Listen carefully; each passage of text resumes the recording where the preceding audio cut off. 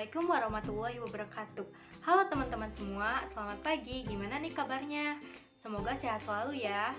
Nah, sebelumnya marilah kita panjatkan puji dan syukur kehadiran Allah Subhanahu wa taala karena berkat rahmat dan hidayahnya kami dari kelompok 6 bisa membuat video ini sebagai salah satu tugas mata kuliah akuntansi sektor publik yang diampu oleh Ibu Fitri Febriani MAP. Nah, sebelum itu saya mau kenalin dulu nih anggota dari kelompok 6. Yang pertama ada Avani Akhira sebagai pemateri pertama, yang kedua ada saya sendiri, Tiara Triromantika sebagai pemateri yang kedua, yang ketiga ada Siti Nur Amanah sebagai pemateri yang ketiga, lalu ada Teguh Muhammad sebagai pemateri yang keempat, dan yang terakhir ada Sri Nurjana sebagai pemateri yang kelima. Nah, materi yang akan kita bahas oleh kelompok 6 itu ada yaitu tentang akuntansi desa. Nah, mungkin langsung aja yuk simak materinya. Untuk pemateri, saya persilakan. Bismillahirrahmanirrahim, saya Avani Akira. Di sini saya akan menjelaskan pengertian akuntansi desa dan akuntansi desa. Pengertian akuntansi yaitu kata akuntansi diadaptasi dari bahasa Inggris, yaitu accounting yang artinya menghitung, sedangkan orang yang melakukan kegiatan akuntansi disebut dengan akuntan. Menurut American Institute of Certified Public Accountant, akuntansi adalah seni pencatatan, penggolongan, peringkasan yang tepat, dan dinyatakan dalam satuan mata uang, transaksi-transaksi dan kejadian yang setidaknya bersifat finansial, dan penafsiran hasil-hasilnya. Menurut Suparwoto L., pengertian akuntansi adalah suatu sistem transaksi keuangan dan memberikan hasil pengelolaan tersebut dalam bentuk informasi kepada pihak-pihak internal eksternal perusahaan. Jadi, secara umum, pengertian akuntansi adalah suatu proses mencatat, meringkas, mengklasifikasikan, mengolah, dan menyajikan data transaksi, serta berbagai aktivitas yang berhubungan dengan keuangan, sehingga informasi tersebut dapat digunakan oleh seorang yang ahli di bidangnya dan menjadi bahan untuk mengambil suatu keputusan. Selanjutnya, pengertian desa. Desa adalah agregasi koloni di kawasan pedesaan. Desa adalah pemberian kawasan manajerial di Indonesia di bawah kecamatan yang mengepalai oleh kepala desa atau kepala dusun. Menurut Bintarto, desa adalah suatu perwujudan geografi yang ditimbulkan oleh unsur-unsur fisiografis, sosial, ekonomi, politik, dan kultural yang terdapat di tempat tersebut dalam hubungan dan pengaruh timbal balik dengan daerah-daerah lain. Berdasarkan Peraturan Undang-Undang Nomor 6 Tahun 2014, desa ialah kepaduan masyarakat hukum yang mempunyai batas kawasan yang berhak untuk mengelola dan menjalankan kegiatan-kegiatan pemerintahan, kebutuhan masyarakat domestik menurut gagasan masyarakat, kebebasan asal-usul, dan kebebasan tradisional yang disegani dalam struktur pemerintahan Indonesia. Selanjutnya, pengertian akuntansi desa. Akuntansi keuangan desa adalah suatu kegiatan dari pencatatan sampai pelaporan data keuangan di dalam pemerintahan desa sehingga menjadi sebuah informasi yang berguna bagi pemakainya. Dilihat dari fungsinya bahwa akuntansi menyajikan informasi kepada suatu entitas, yaitu pemerintahan desa, untuk melakukan tindakan yang efektif dan efisien. Fungsi tindakan tersebut adalah untuk melakukan perencanaan, pengawasan, dan menghasilkan kebutuhan bagi pimpinan entitas, yaitu kepala desa, yang dapat dimanfaatkan baik oleh pihak internal maupun eksternal. Materi selanjutnya yaitu keuangan pedesaan. Permendagri nomor 113 tahun 2014 menyebutkan bahwa keuangan desa adalah semua hak dan kewajiban dalam rangka penyelenggaraan pemerintah pedesaan yang dapat dinilai dengan uang, termasuk segala bentuk kekayaan yang berhubungan dengan hak dan kewajiban desa tersebut. Sedangkan pengelolaan atau manajemen desa adalah keseluruhan kegiatan yang meliputi perencanaan, penganggaran, pengawasan, penatausahaan, pelaporan, pertanggungjawaban keuangan desa. Dalam pelaksanaan dan penatausahaan keuangan desa, dibutuhkan administrasi yang baik serta pelaporan dan pertanggungjawaban keuangan desa yang juga harus dilakukan dengan baik. Manajemen keuangan ini bertujuan untuk melaksanakan pembangunan desa dalam rangka meningkatkan kesejahteraan masyarakat, desa, dan kualitas hidup manusia, serta penanggungan kemiskinan melalui pemenuhan kebutuhan dasar, pembangunan sarana dan prasarana, pengembangan ekonomi lokal, serta pemanfaatan sumber daya alam dan lingkungan secara berkelanjutan. Materi selanjutnya yaitu siklus manajemen keuangan desa. Manajemen keuangan desa adalah manajemen atas fungsi keuangan dalam organisasi desa. Sedangkan fungsi keuangan desa adalah kegiatan utama yang harus dilakukan oleh pejabat desa yang bertanggung jawab di bidang keuangan di desa.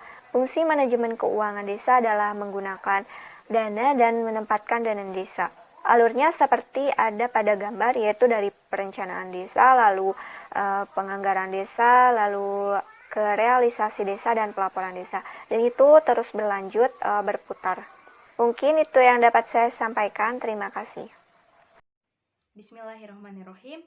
Saya Tiara Triromantika akan membahas materi yang selanjutnya, yaitu mengenai peraturan dalam manajemen keuangan desa. Nah, jadi pemerintah desa itu ketika menjalankan manajemen keuangan harus selalu menggunakan dasar peraturan yang dibuat oleh pemerintah yang lebih tinggi di atasnya untuk menghadapi berbagai masalah yang mungkin terjadi. Nah, peraturan tersebut sebagai alat untuk memperlancar jalannya siklus akuntansi desa agar semua tujuan itu tercapai. Nah, mungkin selanjutnya akan disampaikan tabel peraturan desa mulai dari perencanaan sampai pertanggungjawaban desa. Nah, pada tahapan yang pertama ada perencanaan desa. Nah, dalam perencanaan desa itu terdapat Undang-Undang Nomor 6 Tahun 2014 tentang Desa, Undang-Undang Nomor 25 Tahun 2004 tentang Sistem Perencanaan Pembangunan Nasional, Surat Edaran Bersama Nomor 0295-M.PPN /2005-050-166-SJ tentang tata cara penyelenggaraan Musyawarah Perencanaan Pembangunan tahun 2005. Selanjutnya ada Peraturan Pemerintah Nomor 19 Tahun 2008 tentang Kecamatan, Peraturan Pemerintah Nomor 72 Tahun 2005 tentang Desa, dan yang terakhir Peraturan Pemerintah Nomor 73 Tahun 2005 tentang Kelurahan. Selanjutnya pada tahapan yang kedua ada penganggaran desa. Peraturan diantaranya Undang-Undang Nomor 17 Tahun 2003 tentang Keuangan Daerah, Undang-Undang Nomor 33 Tahun 2004 tentang Perimbangan Keuangan Pusat dan Daerah, Permendagri Nomor 13 Tahun 2006 tentang Pedoman Pengelolaan Keuangan Daerah, lalu Permendagri Nomor 59 Tahun 2007 tentang Perubahan atas Peraturan Menteri Dalam Negeri Nomor 13 Tahun 2006 tentang Pedoman Pengelolaan Keuangan Daerah. Selanjutnya ada Peraturan Pemerintah Nomor 19 Tahun 2008 tentang Keuangan, lalu Peraturan Pemerintah Nomor 72 Tahun 2005 tentang Desa, dan yang terakhir Peraturan Pemerintah Nomor 73 Tahun 2005 tentang Kelurahan. Lanjut pada tahapan yang ketiga dalam siklus akuntansi desa, yaitu realisasi anggaran desa. Nah, peraturannya diantaranya Undang-Undang Nomor 1 Tahun 2004 tentang Perbendaharaan Negara, Surat Menteri Dalam Negeri Nomor 140/640/SJ tanggal 22 Maret 2005 tentang pedoman alokasi dana desa dari pemerintah kabupaten kepada pemerintah desa. Nah, selanjutnya pada tahapan yang keempat ada pelaporan keuangan desa. Nah, peraturannya diantaranya ada Peraturan Pemerintah Nomor 8 Tahun 2006 tentang pelaporan dan kinerja instansi pemerintah, Undang-Undang Nomor 32 Tahun 2004 tentang pemerintah daerah, lalu Peraturan Pemerintah Nomor 72 Tahun 2005 tentang desa, Permendagri Nomor 35 Tahun 2007 tentang Pedoman Umum Tata Cara Pelaporan dan Pertanggungjawaban Penyelenggaraan Pemerintah Desa, dan yang terakhir ada Permendagri Nomor 113 Tahun 2014. Masuk pada tahapan yang kelima dalam siklus akuntansi desa, yaitu audit desa. Nah, Dalam audit desa itu terdapat Undang-Undang Nomor 15 Tahun 2004 tentang Pemeriksaan Pengelolaan dan Tanggung Jawab Keuangan Negara, SKBPK Nomor 1 Tahun 2008 tentang Standar Pemeriksaan Keuangan Negara, Peraturan Pemerintah Nomor 19 Tahun 2008 tentang Kecamatan, Peraturan Pemerintah Nomor 72 Tahun 2005 tentang Desa, dan Peraturan Pemerintah Nomor 73 Tahun 2005 tentang Kelurahan. Nah, untuk tahapan dalam siklus akuntansi desa yang terakhir adalah pertanggungjawaban desa. Peraturan diantaranya ada Peraturan Pemerintah Nomor 8 Tahun 2006 tentang Pelaporan Keuangan dan Kinerja Instansi Pemerintah, Undang-Undang 32 2004 tentang Pemerintah Daerah, dan yang terakhir Peraturan Pemerintah Nomor 72 Tahun 2005 tentang Desa. Nah, materi selanjutnya yang akan saya bahas itu mengenai struktur organisasi keuangan desa. Nah, dapat dilihat dari bagan tersebut, di mana paling atas itu ada kepala desa. Nah, kepala desa di sini sebagai pemegang kekuasaan pengelolaan keuangan desa. Di samping itu ada Badan Permusyawaratan Desa atau bisa disingkat juga sebagai BPD. Nah, BPD di sini sering disebut juga sebagai parlemennya desa, di mana ikut serta dalam membahas dan menyepakati kebijakan pemerintah desa. Anggota BPD sendiri diantaranya ada RW atau RT, atau bisa juga pemangku agama, terus tokoh masyarakat lainnya. Nah, selanjutnya ada Lembaga Ketahanan Masyarakat Desa atau LKMD. Nah, di bawah kepemimpinan kepala desa terdapat sekretaris desa, di mana yaitu sebagai koordinator PTKPD. Nah, di bawahnya lagi ada kepala seksi, di mana mereka itu sebagai pelaksana kegiatan sesuai dengan bidang-bidangnya. Lalu ada kepala dusun dan masyarakat. Oke, selanjutnya agar lebih jelas, adapun tupoksi dari masing-masing kedudukannya. Yang pertama itu ada dari kepala desa. Nah, kepala desa di sini memiliki kewenangan sebagai berikut. Yang pertama ada menetapkan kebijakan tentang pelaksanaan APB desa. Yang kedua, menetapkan PTPKD atau perencanaan tenaga kerja desa. Yang ketiga, ada menetapkan petugas yang melakukan pemungutan penerimaan desa. Yang keempat, ada menyetujui pengeluaran atas kegiatan yang ditetapkan dalam APB desa. Dan yang terakhir, melakukan tindakan yang mengakibatkan pengeluaran atas beban APB desa. Lanjut pada poin yang kedua, ada sekretaris desa. Nah, sekretaris desa ini memiliki tugas diantaranya yang pertama, ada menyusun dan melaksanakan kebijakan pengelolaan APB desa, menyusun rancangan peraturan desa tentang APB desa, perubahan APB desa, PTPKD, dan pertanggungjawaban pelaksanaan APB desa.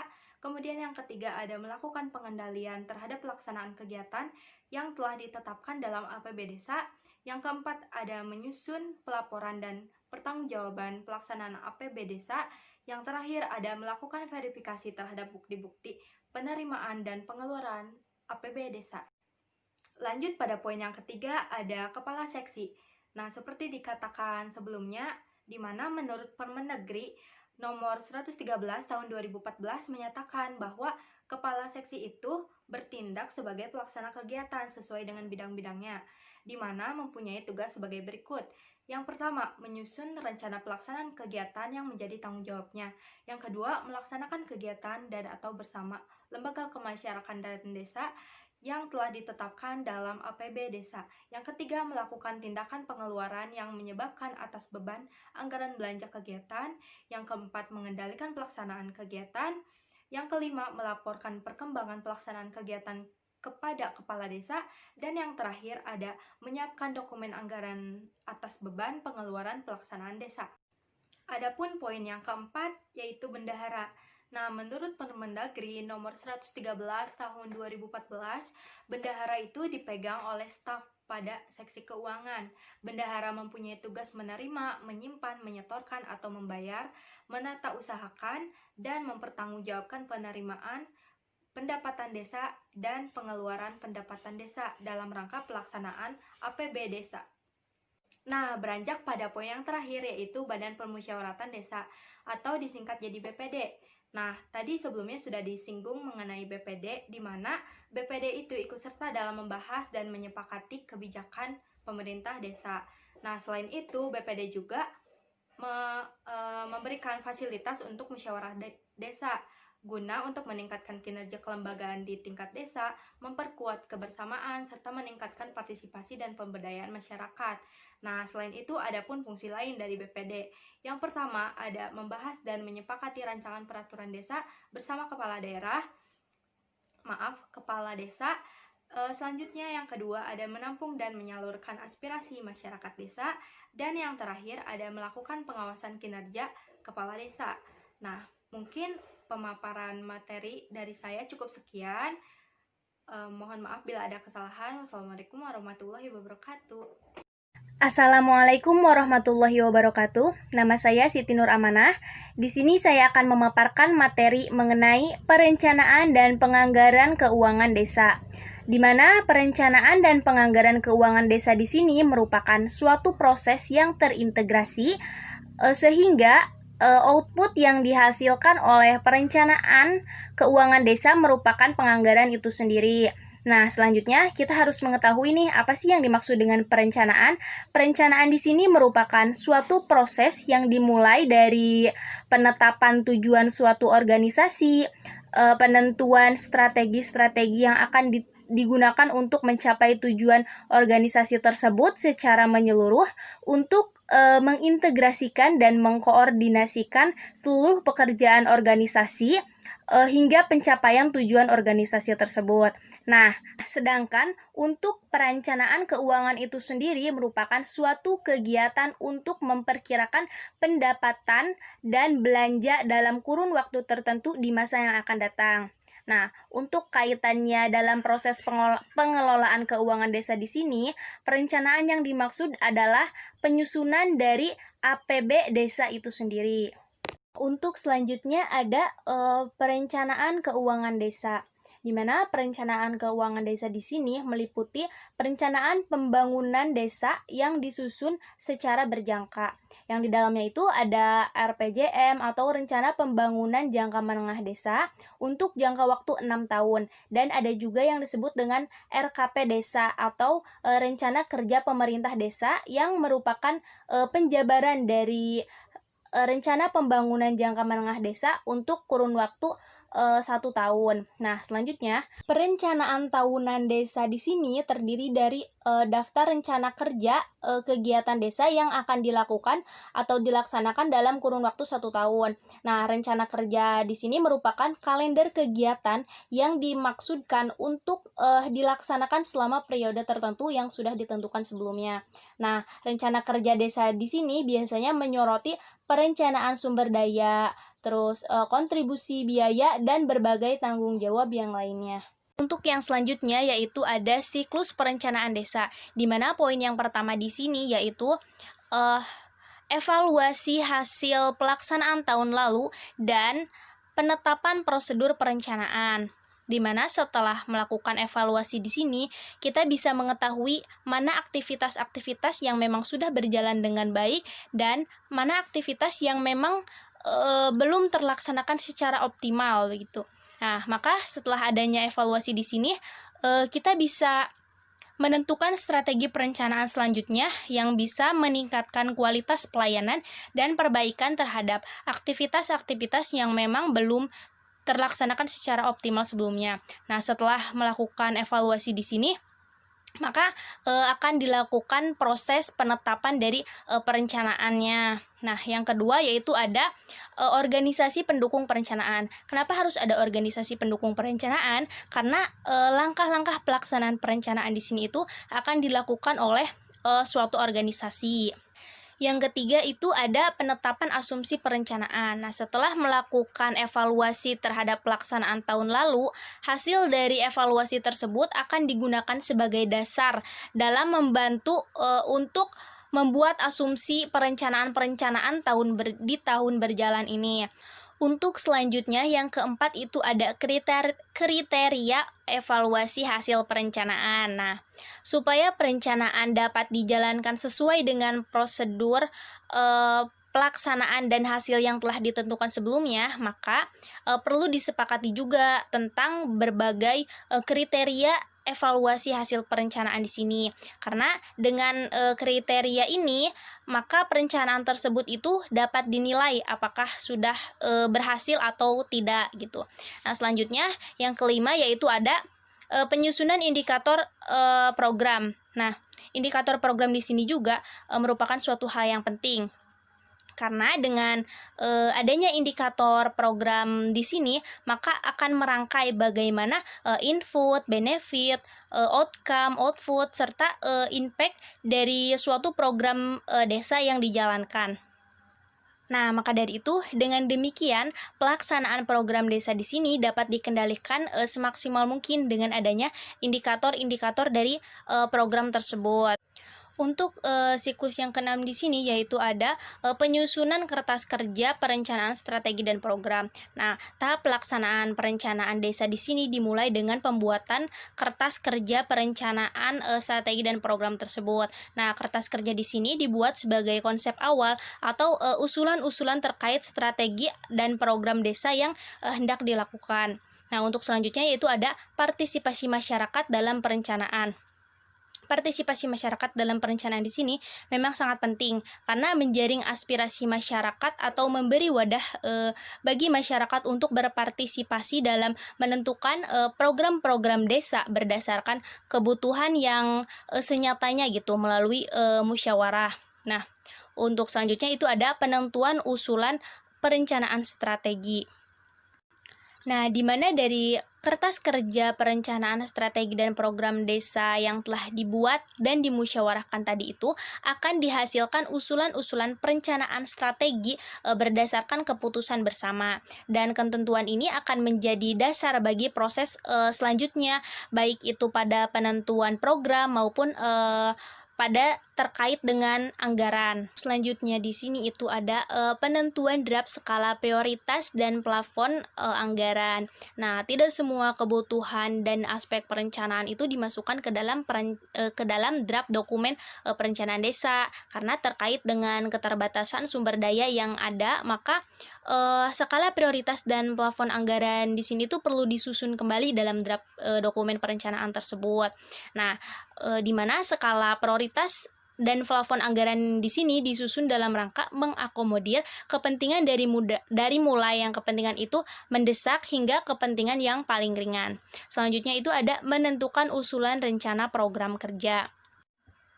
Nah, draft dokumen perencanaan desa yang sudah disertai dengan skala prioritas serta plafon anggaran tadi akan dibahas oleh legislatif dan yudikatif untuk mencapai kesepakatan bersama tentang struktur draft usulan rencana program tersebut yang sesuai kondisi organisasi beserta lingkungannya. Selanjutnya yaitu ada penyelesaian draft dokumen program kerja yang telah ditentukan. Nah, kemudian dinyatakan dalam draft dokumen perencanaan desa sebelum pembahasan final dilakukan. Selanjutnya yaitu pembahasan draft dokumen perencanaan. Draft dokumen perencanaan desa yang telah dihasilkan kemudian dibahas dalam rapat paripurna untuk menghasilkan kesepakatan terakhir. Nah, untuk siklus yang terakhir yaitu penetapan dokumen perencanaan. Nah, melalui proses pembahasan dan kesepakatan bersama di sini, draft dokumen perencanaan desa tersebut ditetapkan dan disahkan menjadi dokumen perencanaan yang berperan sebagai pedoman dalam pelaksanaan kegiatan desa yang memang sudah direncanakan sebelum-sebelumnya begitu. Selain dari siklus perencanaan desa tadi, ada juga mekanisme perencanaan menurut Permendagri nomor 113 tahun 2014 yang sudah dijelaskan di makalah kelompok kami. Selain dari perencanaan keuangan desa tadi, di sini juga ada penganggaran keuangan desa, di mana penganggaran keuangan desa di sini meliputi penyusuran anggaran pendapatan dan belanja desa atau APB desa. Nah, anggaran di sini itu diartikan sebagai hasil perencanaan yang berkaitan dengan berbagai kegiatan secara terpadu yang dinyatakan dalam satuan uang selama jangka waktu tertentu. Selanjutnya, anggaran desa di sini merupakan keseluruhan anggaran yang diarahkan pada pemenuhan kebutuhan masyarakat dan semua hal yang menunjang operasional organisasi desa. Kebutuhan tentang anggaran dalam organisasi desa ini digunakan untuk membiayai setiap kegiatan. Nah, tujuan dari anggaran desa ini yaitu untuk memenuhi anggaran kebutuhan pelaksanaan program dan sekretariat kantor agar kualitas hidup masyarakat itu dapat tercapai dengan baik. Mungkin cukup sekian yang dapat saya sampaikan. Terima kasih. Bismillahirrahmanirrahim. Assalamualaikum warahmatullahi wabarakatuh. Perkenalkan, nama saya Teguh Muhammad. Di sini saya akan memaparkan materi tentang fungsi anggaran desa. Nah, yang pertama itu adalah sebagai alat perencanaan. Anggaran desa sebagai alat perencanaan untuk mencapai tujuan organisasi desa, yaitu untuk tercapainya kualitas hidup masyarakat yang layak.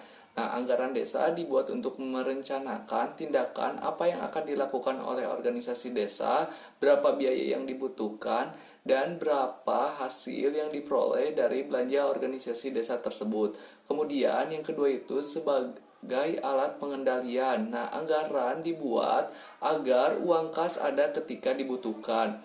Tanpa anggaran organisasi desa, tidak dapat mengendalikan pemborosan pengeluaran. Yang ketiga itu ada sebagai alat kebijakan fiskal. Nah, dapat diperkirakan apakah anggaran cukup atau tidak untuk membiayai program dan kegiatan organisasi desa tersebut.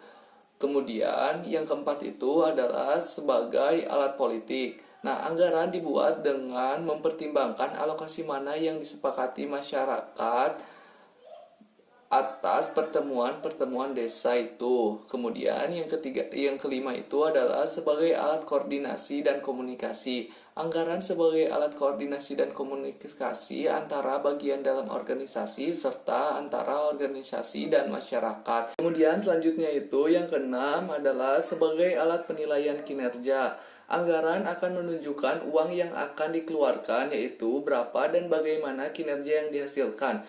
Kinerja pengelolaan organisasi desa dinilai berdasarkan berapa yang berhasil dicapai dikaitkan dengan anggaran desa yang telah ditetapkan. Kemudian yang ketujuh itu ada sebagai alat motivasi. Anggaran digunakan sebagai alat motivasi pejabat pelaksana teknis agar bekerja efektif, ekonomis, dan efisien dalam mencapai target serta tujuan organisasi desa yang telah ditetapkan. Kemudian yang terakhir yaitu yang ke-8 yaitu sebagai alat menciptakan. Dalam penyusunan anggaran hendaknya melibatkan aparat organisasi desa di seluruh elemen masyarakat yang ada. Hal ini bertujuan agar aspirasi kebutuhan real masyarakat tersampaikan sehingga arah pembangunan selaras dengan kebutuhan masyarakat. Kemudian yang selanjutnya itu ada karakteristik anggaran desa. Nah, yang pertama, anggaran keuangan desa dinyatakan dalam suatu keuangan dan satuan non-keuangan. Kemudian yang kedua itu, anggaran desa umumnya mencapai jangka waktu pendek suatu organisasi desa untuk mencapai sasaran pembangunan desa yang telah ditetapkan. Kemudian yang ketiga itu, usulan anggaran ditelaah dan disetujui oleh pihak berwenang yang lebih tinggi dari penyusun anggaran. Yang keempat itu, anggaran desa yang telah disusun hanya bisa diubah dalam kondisi tertentu. Mungkin sekian yang dapat saya sampaikan. Terima kasih. Assalamualaikum warahmatullahi wabarakatuh. Perkenalkan, nama saya Sri Nurjana. Di sini saya akan menyampaikan materi mengenai siklus penganggaran desa dan penatausahaan keuangan desa. Materi pertama adalah siklus penganggaran desa. perencanaan anggaran atau penyusunan anggaran menjadi hal yang mendasar dalam penyelenggaraan pemerintahan desa. Penganggaran ini akan berkaitan dengan bagaimana pengelolaan APB desa, yaitu sebuah dokumen yang pada dasarnya mengatur tentang belanja yang ditetapkan untuk melaksanakan kegiatan pemerintahan dan pendapatan yang diharapkan untuk menutup keperluan belanja tersebut, termasuk di dalamnya pengaturan pembiayaan yang diperlukan apabila diperkirakan akan terjadi defisit atau surplus. Seperti yang kita tahu, di setiap kegiatan pasti ada perencanaan. Nah, hal tersebut pun terjadi dalam proses penganggaran. Secara umum, proses perencanaan anggaran APB desa juga harus mengikuti siklus anggaran yang meliputi 3 tahap, yaitu yang pertama adalah tahap persiapan anggaran, di mana dilakukan taksiran atau perkiraan pengeluaran atas dasar taksiran pendapatan yang tersedia. Dalam tahap ini, hal penting yang perlu diperhatikan adalah akurasi perkiraan. Tahap kedua yaitu tahap pelaksanaan anggaran. Dalam tahap ini, pemerintah desa harus memperhatikan pentingnya memiliki sistem informasi akuntansi dan pengendalian manajemen yang baik agar memudahkan pelaksanaan serta transparansi anggaran. Tahap yang terakhir yaitu tahap ketiga adalah tahap pelaporan dan evaluasi. Dalam tahap ini lebih banyak terkait dengan aspek akuntabilitas atau pertanggungjawaban. Selanjutnya ada prinsip dasar penganggaran dalam penyusunan APB desa, yaitu yang pertama, semua penerimaan baik uang tunai, barang dan atau jasa harus dianggarkan dalam APB desa.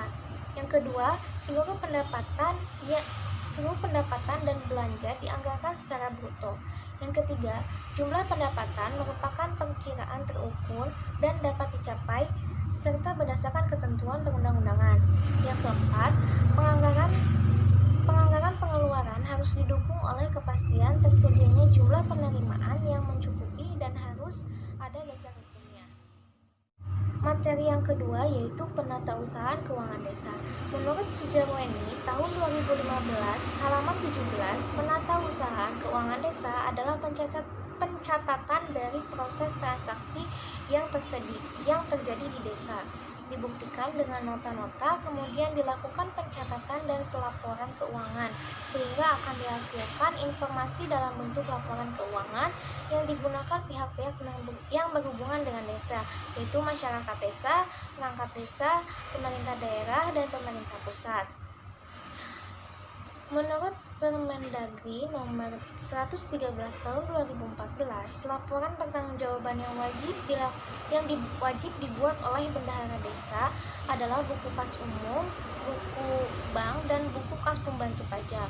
Dilihat dari fungsinya, buku kas umum berfungsi untuk mencatat atas seluruh baik berupa penerimaan dan pengeluaran yang bersifat cash atau tunai. Sedangkan buku bank berfungsi untuk mencatat segala transaksi penerimaan dan pengeluaran melalui pendapatan transfer. Yang ketiga, buku kas pembantu pajak berfungsi untuk mencatat penerimaan uang yang berasal dari pungutan pajak dan pengeluaran penyetoran pajak ke kas negara. Khusus untuk pendapatan dan pembiayaan, terdapat buku pembantu berupa buku rincian pendapatan dan buku rincian pembiayaan. Dilihat dari fungsinya, buku rincian pendapatan adalah buku pembantu untuk meng-cross-check dan mengelompokkan rincian pendapatan yang diterima agar pada saat menyusun laporan realisasi APB desa tidak mengalami kesulitan. Sedangkan buku rincian pembiayaan adalah buku pembantu untuk mengelompokkan rincian pembiayaan yang diterima supaya pada saat menyusun laporan realisasi APB desa tidak akan mengalami kesulitan pula. Selanjutnya ada pengelompokan penatausahaan keuangan desa. Yang pertama, penatausahaan penerimaan desa. Bendahara desa mencatat transaksi ke dalam buku kas umum ketika menerima penerimaan uang yang bersifat cash atau tunai dengan cara membuat bukti berupa kwitansi. Sedangkan apabila berupa transfer, maka bendahara akan memperoleh informasi berupa nota yang dicatat kredit di buku bank. Selain pencatatan pada kedua buku tersebut, bendahara desa juga wajib membukukannya ke dalam laporan realisasi buku rincian pendapatan. Yang kedua, penata usahaan pengeluaran desa. Belanja kegiatan yang bersifat cash atau tunai yang dikeluarkan oleh bendahara desa harus dibuatkan buku transaksi berupa kwitansi pengeluaran dan wajib dicatat oleh bendahara desa dalam buku kas umum. Sedangkan yang bersifat belanja transfer langsung kepada pihak ketiga, bendahara desa mencatat ke dalam buku bank.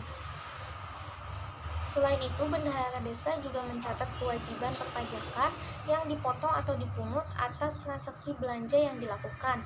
Atas pemotongan atau pungutan pajak yang dilakukan, bendahara desa mencatat dalam buku pajak dalam kolom penerimaan. Yang ketiga, penatausahaan pembiayaan desa.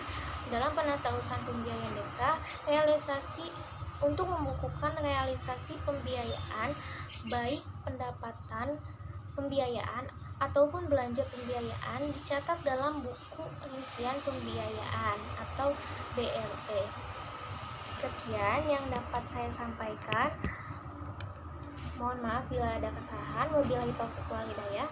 Wassalamualaikum warahmatullahi wabarakatuh. Nah, teman-teman, pemaparan materi mengenai akuntansi desa telah tersampaikan oleh kelompok 6. Semoga yang kami sampaikan itu dapat dipahami dan bermanfaat bagi semuanya.